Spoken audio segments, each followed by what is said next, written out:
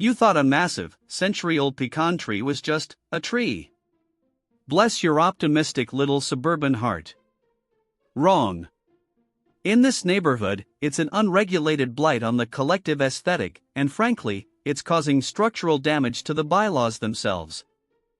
This isn't just a boundary dispute, it's an existential crisis wrapped in sticky pollen and termite damage. You are dealing with the classic HOA nightmare: co-owned, shared liability, zero accountability. The tree is literally built into the fence, a monument to passive aggression. You finally get verbal permission. Oh, how sweet and temporary. In the world of suburban governance, verbal agreement is less binding than a discarded flyer for a neighborhood yard sale. It exists until someone gets upset enough to revoke it. The moment the licensed arborist suggests anything proactive, anything that requires actual effort or thought from your neighbor, the alarm bells ring. Suddenly, it's not about safety, it's about destabilization. Because nothing screams responsible homeowner like baseless panic. Let's talk about the sticky mess. The pollen, the limbs destroying patio furniture, this is more than a nuisance.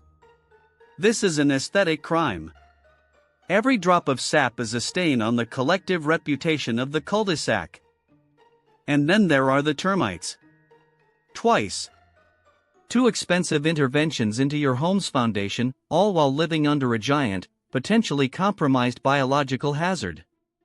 It's like paying for insurance on a house that keeps getting attacked by nature in poor planning. Your arborist, bless his professional heart, gives you a clear assessment: damage and nuisance. But the neighbor's panic instantly reframes that objective truth into an insurmountable legal obstacle. The expert is silenced by sheer suburban drama. You need documentation that doesn't just prove damage, but proves negligence.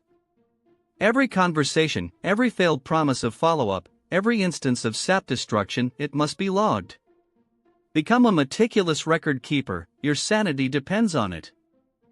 Since they are treating this like a high-stakes melodrama rather than a simple maintenance issue, you must think legally, not emotionally. Focus on established property lines and common law rights regarding nuisance abatement. Don't argue about trimming. Argue about the demonstrable and ongoing nuisance, the falling limbs, the fire risk, the structural instability. Use the word nuisance until they are forced to address it legally. Remember who ultimately controls the covenants and easements. While they are busy pointing fingers at each other, you need to redirect their attention back to the overarching set of rules, the ones nobody wants to enforce. You are fighting a war of attrition against entitlement. Do not let their pettiness dictate your pace or your budget. Keep documenting, keep being reasonable, and let them become exhausted by their own drama. Stop asking for permission. Start demanding compliance based on established safety standards and documented damage. Shift the burden of proof back onto them, forcing them into a corner of their own making. Focus on what is absolutely necessary for safety, and frame it as a non-negotiable response to documented hazard. Be polite, be firm, and let the sheer weight of the law do the heavy lifting.